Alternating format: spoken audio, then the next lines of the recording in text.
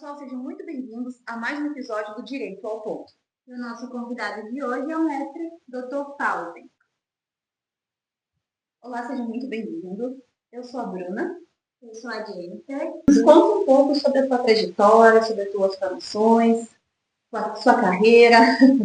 Bem, eu me formei em Direito, né? E logo depois eu me especializei em Direito Penal e Processo Penal. Paralelamente também fiz uma especialização em Direito Desportivo, com análise de Direito Desportivo, mas é mais por hobby, sou apaixonado por esportes. Posteriormente, ingressei no mestrado, que foi referência na Universidade do Rio, e também, paralelamente, fiz um MBA em Ciências Políticas, como já estava no primeiro ano do mestrado. Aproveitei esse tempo. Agora, nos últimos anos, também fiz uma especialização em Direito Empresarial e também em Administração Pública. Fiz essas especializações para poder, obviamente, melhorar enquanto advogado e também docente, né? Também sou professor. Vai tudo currículo, né, gente? Meu Deus! Bom, doutor Paulo, a gente quer saber mais um pouco sobre o crime doloso, né? Qual é a diferença entre o crime doloso e o crime culposo e por que essa distinção é tão importante na prática? Bem, dolo e culpa.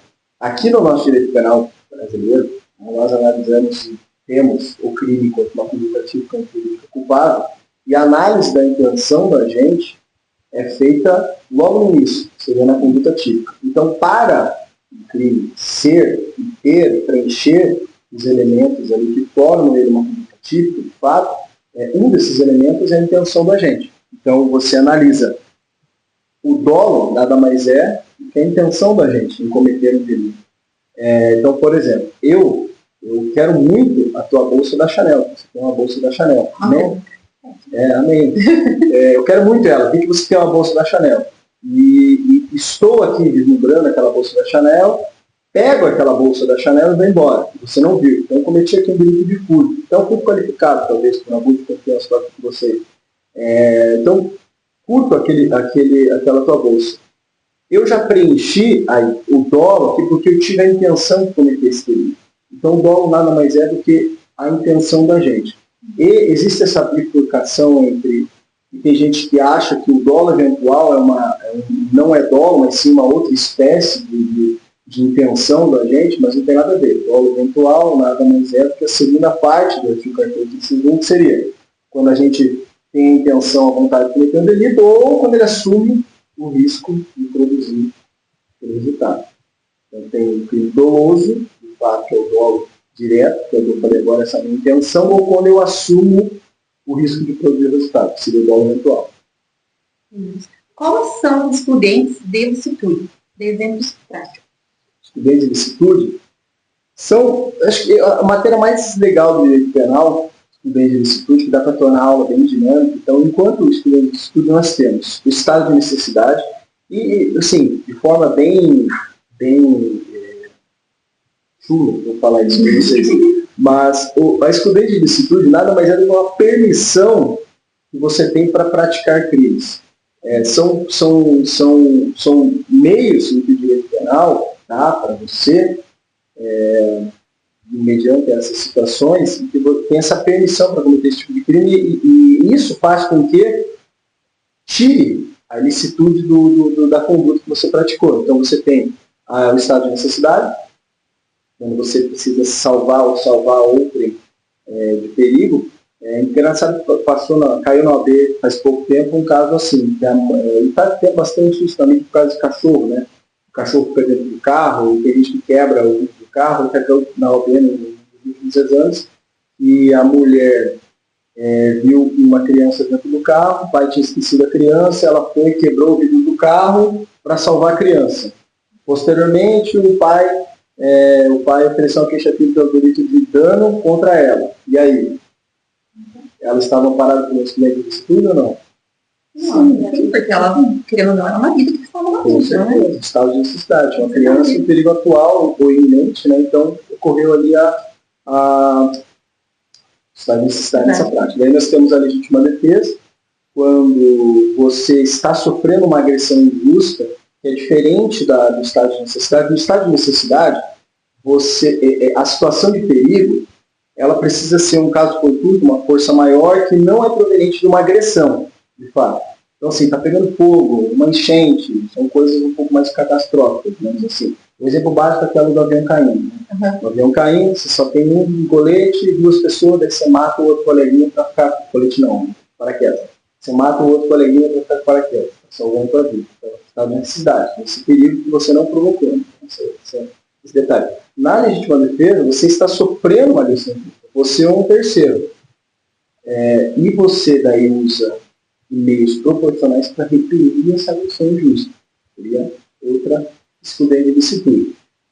Daí vem o estrito cumprimento do dever legal, que é mais voltado também para agentes públicos. Então, quando eles têm o dever legal de cumprir uma ordem, né, ou estão amparados por lei para cumprir certas questões, como, por exemplo, o oficial de justiça que precisa cumprir um mandado, precisa citar alguém, ou o próprio policial que precisa cumprir um mandado de busca e apreensão, ou um mandado de prisão. Às vezes ele vai quebrar a porta da casa do sujeito, certo? Às vezes ele vai entrar na casa do sujeito. Então, são vários delitos que você começa a parar. Às vezes ele vai lesionar, de certa forma, o sujeito para prender. Então, ele está em estrito cumprimento do dever legal nessas situações. E, por último, o exercício regular do direito, que é quando o direito determina certas ações e torna aquilo legal, como, por exemplo, a mãe que cuida dos filhos, e às vezes a mãe pode, de forma proporcional, óbvio, punir o filho, né, deixar de castigo. Ou, por exemplo, um lutador de boxe, uma luta de boxe, eles estão amparados pela estudante de estudo e exercício regular de direito. Por isso que eles não cometem crimes dentro de uma luta. Até é engraçado o fato que aconteceu agora no último evento, né, que teve aquela baderna. E só para finalizar, quando você tem daí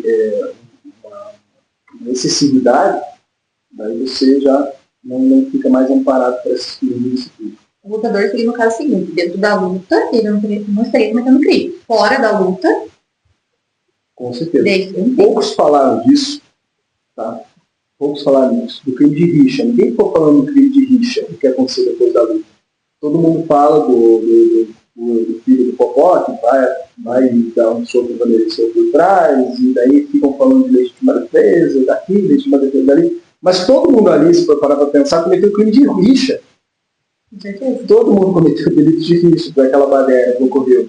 E óbvio que um dos poucos que de fato teve essa sensibilidade, ao meu ver, foi o filho do Popó, agredindo o Vanderlei daquela forma. Ele chega já com a intenção de fato de agredir por trás, e depois dá aquele soco na calteira do Vanderlei, construindo o master da cidade.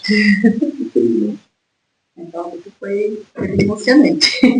Bom, doutor Salvo, o que o quesito da presunção da inocência ele presume dentro desse sistema penal brasileiro?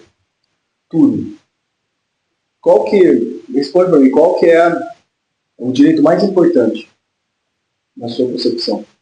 O que para você se sentir livre e segura, qual que é o mais importante? Talvez a liberdade? E dignidade? Com certeza. A presunção de inocência, ela delimita e ela se baseia exatamente nesse aspecto. Por quê? Nós estamos aqui, certo? Nós estamos aqui no nosso país. Aqui dentro existem leis. Então existe esse pacto social, enquanto brasileiros, seguimos um pacto social que vem daí de forma concreta com a nossa Constituição e todas as leis correlatas, na pirâmide de Kelsen, que eu não vou ficar estendendo muito, mas existe uma Carta Magna, uma Constituição que garante a todos nós, acima de tudo, também, dentre outros direitos, a liberdade e a dignidade. Correto? O direito penal, e o direito processual penal, não é um direito para bandido, ou um direito para pessoas que cometem crimes, é um direito para todos nós. Por quê? Porque você precisa ter uma previsão de condutas que se você praticar, você pode estar cometendo um crime. Você precisa saber quais são essas condutas. Porque senão, se uma autoridade no outro dia quer criar um delito, uma situação, uma conduta humana, e fala que aquilo é crime a partir de então, que previsibilidade e que direito que você vai ter? Então, o direito penal e o direito processo penal garante, o direito penal garante a nós delimitar quais são as condutas humanas que serão tidas como crime, certo? O processo de como isso vai ser aplicado, dentre outras coisas, né? Só resumir. E a presunção de inocência, ela garante que você, por mais que você esteja né, respondendo um processo penal ou antes investigado por algo, a presunção de inocência garante a você que não é você que tem que provar a sua defesa, mas é o órgão acusador, ou seja, o Estado, quem exerce o poder punitivo e o expuniente, que é uma coisa muito séria. Ele que precisa indicar o que você fez de fato. Ele que precisa provar o que você fez de fato. Não você provar que você não fez. E a presunção de inocência, ela decorre dessa ideia, de que isso precisa ser provado, precisa estar e perpassar por todo um contraditório, uma ampla defesa, que é um direito teu, garantido, certo? Para daí sim, seguindo um rito legal, um rito correto, um processo penal, se eventualmente você for condenado, aí sim você vai ter a culpa de fato. Mas até então, a presunção de inocência é um direito, e talvez um dos direitos mais importantes que nós temos. Como advogado criminalista enxerga o papel da defesa no sistema da justiça brasileira? Bem, a todos nós, a Constituição garante o direito ao contraditório com a defesa e, obviamente, aos que não têm condições financeiras de contratar um advogado, o Estado garante essa defesa aos hipossuficientes. Como? Por meio da defensoria pública e por meio, às vezes, de advogados ativos. Mas também a pessoa tem a prerrogativa, se ela quiser, ela pode contratar um advogado. E quem faz a defesa no processo? Quem tem a capacidade postulatória. Então, existem algumas situações específicas do juizado especial criminal que tem essa necessidade, mas quem faz a defesa, de fato, uma pessoa no processo penal, tem a capacidade postulatória, é um advogado. O advogado é o guardião da Constituição. Muitos falam que é o STF. Não, é o advogado. É ele que garante, de fato, na prática, caso concreto, a aplicação da Constituição. Todos os direitos constitucionais que nós temos e todos os direitos correlatos das leis. Então, o advogado tem essa importância na sociedade que muitos nem imaginam. E eu sempre falo que muitos não dão essa importância, daí já tornando redundante. Por quê? Porque às vezes nunca precisaram de advogado. Nós não temos delimitado, nós temos mais de 1.500 crimes no Brasil. Mais ou menos essa é a estimativa. Só no Código Penal, vai até o artigo 359, começa de fato a parte especial do artigo 121, então vai disparando mais as leis esparsas. Temos em torno de 1.500 crimes no Brasil. O que garante que um dia, talvez, você possa praticar uma conduta que pode estar elencadinha lá como um crime. Ou teu irmão, ou teu filho, ou teu pai, ou teu esposo, tua esposa. Que garante? Isso pode acontecer com qualquer um. Infelizmente. E quem vai garantir a sua defesa é o advogado. Então, a advocacia é muito importante porque ela, de forma concreta, ela traz essa garantia constitucional. E qual que é a dificuldade de colocar em prática a aplicação dessas leis no dia a dia? Eu acho que, olha, uma opinião um pouco complexa, porque eu vou tentar ser um pouco mais educado, mas temos dificuldade com o Poder Judiciário, eu acredito.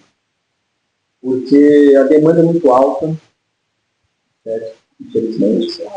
A demanda é muito alta, às vezes cada processo, que para muitos, enquanto réus, ou até assistentes vítimas, é algo que resume a vida da pessoa, uma coisa absurdamente importante, em que o advogado dedica horas de estudo, horas de aplicação de fato, de trabalho. Muitas vezes essa atenção não é tão levada em consideração para os membros do Poder Judiciário, infelizmente. A maior dificuldade é essa, enquanto defesa. Eu acredito que é a demanda. Mas isso não é culpa do Poder Judiciário, isso é da estrutura, na falta de uma estrutura mais adequada para você conseguir ter uma um organograma melhor, mais assessores, mais comarcas distribuídas e, enfim, um problema mais sistêmico, digamos assim. Vamos dizer que no penal, no criminal, o tempo é uma vida, né, também. Com certeza, com certeza. Aqui no Paraná, graças a Deus, eu acho que nós estamos muito avançados. Muito avançados para todos os estados. Então a gente ainda tem uma certa vantagem, digamos assim. Porém, tem muitas coisas que podem melhorar, com certeza. Doutor Paulo, eu tenho uma dúvida. O que é uma lei penal mais benéfica e quando ela pode retroagir? Qualquer lei penal passar a vigorar, ela pode ser aplicada até para fatos pretéritos, ou seja, ela pode retroagir para beneficiar o réu, certo? Então, eu vou dar um exemplo prático. Se a partir de agora, se hoje for sancionada uma lei que revoga o delito de furto, digamos assim, não existe mais crime de furto. As pessoas que estão respondendo em processo por furto, sendo investigadas, automaticamente vai ocorrer a extinção da punibilidade. Nesses casos, por quê? Porque não existe mais um crime de furto. E as pessoas que estão ainda respondendo uma pena, estão de fato cumprindo uma pena, elas também vão ter extinta a punibilidade por não existir mais o delito de furto. Então, a gente fala do abolition crimes. Então, a lei penal ela pode retroagir para beneficiar todos os fatos pretéritos de pessoas que estão respondendo um processo ou já teve trânsito julgado no processo, enfim. Ela pode retroagir de qualquer forma se ela for beneficiar o réu, de qualquer forma. Pode ser um detalhe na perspectiva da pena, pode ser, às vezes, uma atenuante nova, ou, às vezes, uma diminuição da pena, qualquer coisa que possa retroagir, até mesmo a execução da pena, né, qualquer coisa que possa retroagir para beneficiar o réu, existe essa possibilidade. A visão do sistema de legislação de pena é eficaz ainda no Brasil ou precisa de alguma reforma? Pergunta do milhão, né? O que eu acho? Nós não precisamos mais de crimes. Como eu falei para vocês, não tem uma estimativa certa. Não tem um número certo, uma estimativa. Mais de 1.500 crimes no Brasil. Certo? Se você for analisar os últimos dados que a gente tem, analise a quantidade de pessoas que estão cumprindo pena. E quais são os crimes que as pessoas estão cumprindo pena. Não chega nem 5% da quantidade de crimes que nós temos. Então, é praticamente tráfico de drogas, roubo, furto, estupro, homicídio e alguns crimes econômicos. Certo?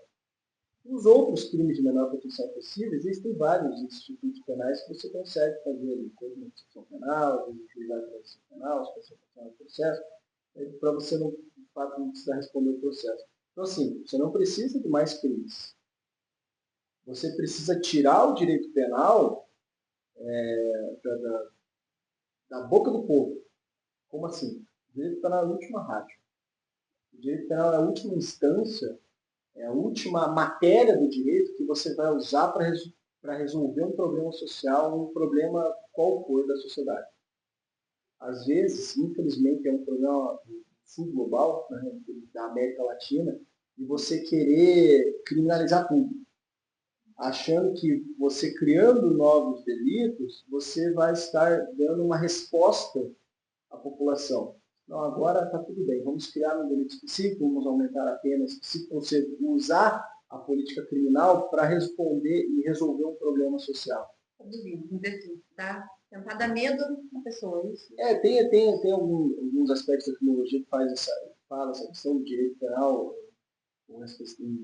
principalmente para trazer o medo, mas eu vejo uma outra perspectiva. De você, às vezes, tirar a responsabilidade de quem tem o dever de criar políticas públicas, certo? Uhum.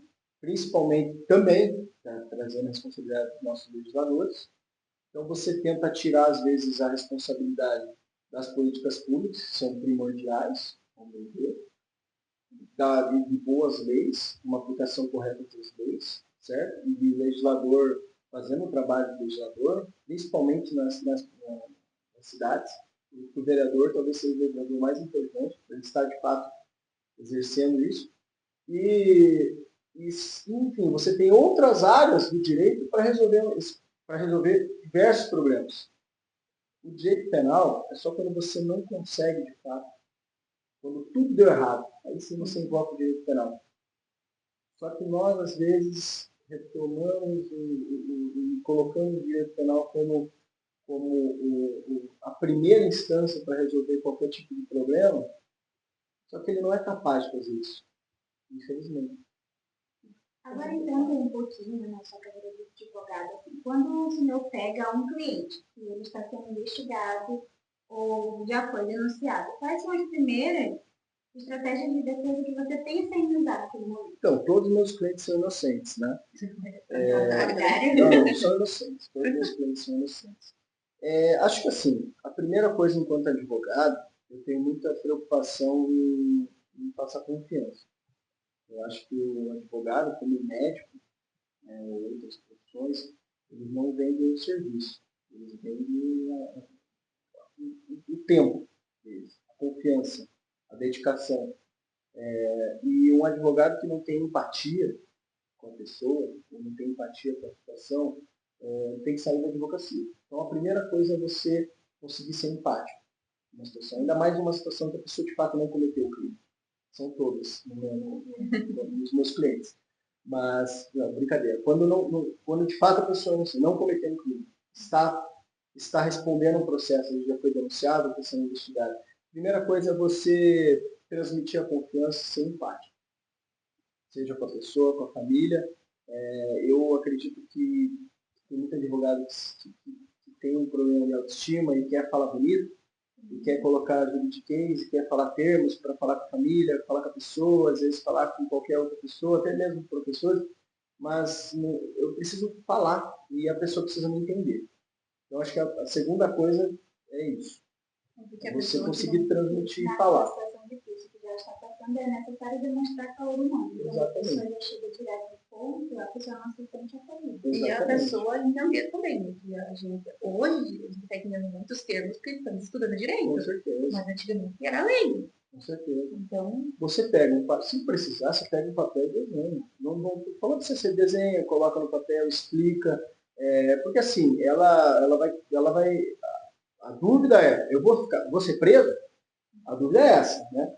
Então, se eu ficar estendendo o assunto para ficar falando, olha, juridiquês, termos. Não, eu posso ser objetivo, passar já as consequências finais, ou se a pessoa quer saber de fato, e aos poucos explicar de forma objetiva, da maneira que a pessoa entenda, qual a estratégia de defesa.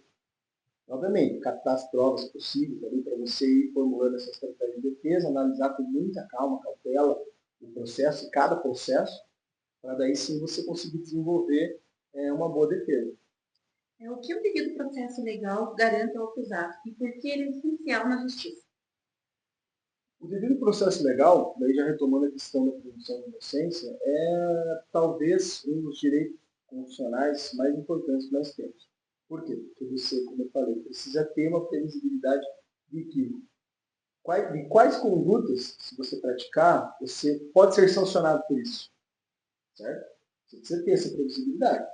Senão, fica do arbítrio de quem tiver o poder. E aí, que liberdade que nós temos? Certo? O devido processo legal garante a você também saber como aquilo vai ser aplicado. Como você vai poder exercer o teu contraditório e a tua defesa nesses casos. Você precisa de um procurador, você precisa produzir tais provas, então garante a você isso. Garante, e o sistema acusatório, que nós estamos conseguindo agora implementar no Brasil, o sistema acusatório que é, de um lado, nós temos a acusação, do outro a defesa, e um juiz que não tem contaminação com os fatos, um juiz totalmente imparcial e sem a ciência dos fatos, que vai julgar isso. O devido processo legal traz esses elementos à tona. Por quê? Porque eu preciso garantir a defesa, garantir os meios para que a pessoa consiga fazer isso, certo? evitar com que ocorra um arbítrio estatal numa produção de prova, muitas vezes, uma coação para produzir prova, uma extorsão para produzir prova, até mesmo uma tortura para produzir prova, ou provas ilegais, provas nulas, dentre outras coisas. Eu preciso garantir que isso não ocorra, que seja um processo limpo, legal. E devido ao processo legal traz diversos direitos constitucionais que nós temos e dentre outros elementos para garantir isso a todos nós. Aqui, eu queria saber quais são as diferenças práticas, eu acho que fica um pouco subjetivo, né? Entre prisão em flagrante, preventiva e temporária. Tá. Às vezes a gente não tem muito conhecimento Sim. cada um.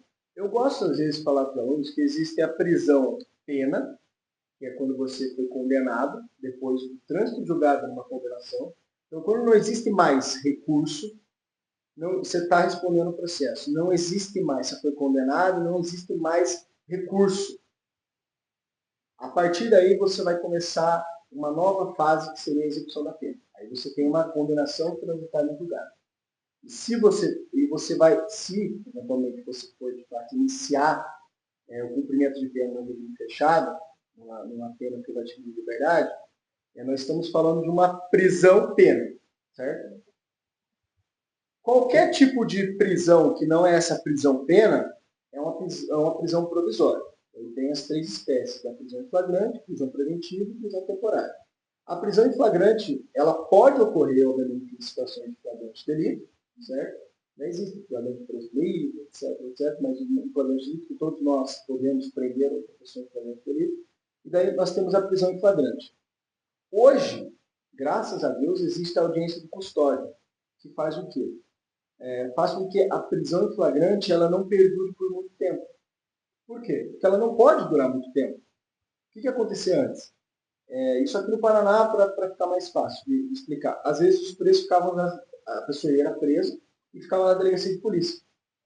E ficava presa em flagrante, às vezes por anos. Eu levo meus alunos na delegacia de furtos e roubos, e lá os investigadores falam que às vezes eles tinham que fazer um mutirão na própria delegacia para ver quem estava ali há mais tempo do que a pena máxima do delito de furto, por exemplo. Tinha gente lá que estava preso em flagrante por 5 anos por furto, sendo que a pena máxima do furto simples é 4 anos. Daí você fica pensando, como que isso pode acontecer? Né?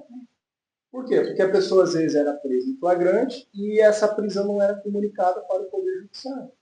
Então ficava ali, às vezes, no âmbito investigativo, e você não tinha a ciência do judiciário uma situação dessa. Então, hoje, a audiência de custódia é uma bênção para todos nós. Isso precisa ocorrer. Por quê? Porque em qualquer tipo de prisão, seja flagrante, até mesmo cumprimento de mandado de prisão, até 24 horas, o Poder Judiciário precisa ter ciência de quem foi preso no Brasil. Obviamente, delimitado ali para as competências, né? Mas, se você for preso em flagrante, e às vezes eles erraram o nome, erraram você, às vezes era uma moça muito parecida com você, e você foi preso no flagrante posterior, que seria depois do cometimento do crime ali, quanto tempo você teria, de fato, para você conseguir chegar para um juiz e até explicar que você não era a pessoa? Na audiência de custódia isso é possível. Por quê? Porque essa prisão é levada e é comunicada com o juiz, vai fazer essa audiência de custódia, vai fazer perguntas pessoais, quem é você, teu nome, o que você faz da vida, às vezes você toma remédio, possibilitar da pessoa continuar tomando remédio, às vezes você faz um tratamento de saúde, às vezes você tem filho menor, já peguei situação que era uma mãe que foi presa, tinha 2 filhos menores de idade e não tinha que estar aqui, porque ela era de outro estado. Então, possibilita também garantir esse tipo de situação para quem de fato tem filhos, enfim, dependentes, e principalmente se não houve tortura, se não houve excesso de agentes policiais. Então, a audiência custódia serve para garantir a legalidade da prisão em si, certo? Mas ela também tem a prerrogativa de analisar essas questões pontuais, como saber se foi a pessoa ou não. Não vai tratar de mérito, mas às vezes acontece isso, às vezes foi a pessoa errada. Ou às vezes tem a possibilidade, daí já entrando, que se ela for uma prisão legal, o juiz homologa a prisão flagrante. e a partir daí ele decide se essa pessoa vai responder o processo de liberdade ou se vai ser convertida essa prisão em flagrante em uma prisão preventiva ou temporária, certo? Daí sim vem as outras espécies de prisão provisória, que sim, a preventiva e a temporária. Mas eu acho que já falei demais, né? Dentro desse assunto, em que situação que pode ocorrer a nulidade de um processo penal? Eu acho que em que momento isso pode proteger os direitos do réu? Uma prova ilícita, por exemplo. Você consegue anular todas as provas decorrentes disso. Tem um caso prático meu, por exemplo. Você tem a cadeia de custódia no processo penal, mais especificamente na disciplina, na matéria das provas, a gente vai analisar a cadeia de custódia. São várias etapas. Se você, por exemplo, tem a quebra da cadeia de custódia, uma dessas etapas, ou não foi cumprida conforme o que determina o nosso processo penal, você pode tornar aquela prova ilícita. Certo? Todas as provas de ponto ilícita elas se tornam ilícitas daquela teoria lá que todo mundo conhece da árvore do fruto envenenado. Por exemplo, um caso meu, ele iniciou por meio de uma prova totalmente ilegal, no qual um agente policial conseguiu acessar o telefone dessa pessoa, de uma pessoa, né, que depois de ocorrendo essa investigação, coagindo ela a passar a senha do telefone. Certo? Ele conseguiu a senha do telefone, coagiu essa pessoa, pegou a senha desse telefone, não fez perícia no telefone, não mandou para a polícia tipo de perícia. Ele pegou simplesmente todas as conversas do WhatsApp, foi tirando o print e fez uma investigação. E a gente isso é uma completa ilegalidade. Graças a Deus, existe a realidade do processo penal para evitar isso de vida. Tornou, obviamente, todas as provas decorrentes dessa prova ilegal, nulas, no caso. Muito obrigada por ter vindo, por aceitar o nosso convite. Eu que agradeço. Foi, nossa, muito bom mesmo ouvir todas essas palavras, muitos conhecimentos. Muito obrigada mesmo. Eu que agradeço. Obrigado pelo convite e sempre estarei à disposição de vocês. Espero que volte. Com certeza. Vamos falar de assuntos mais Polêmicos. polêmicos. Polêmicos. Obrigado.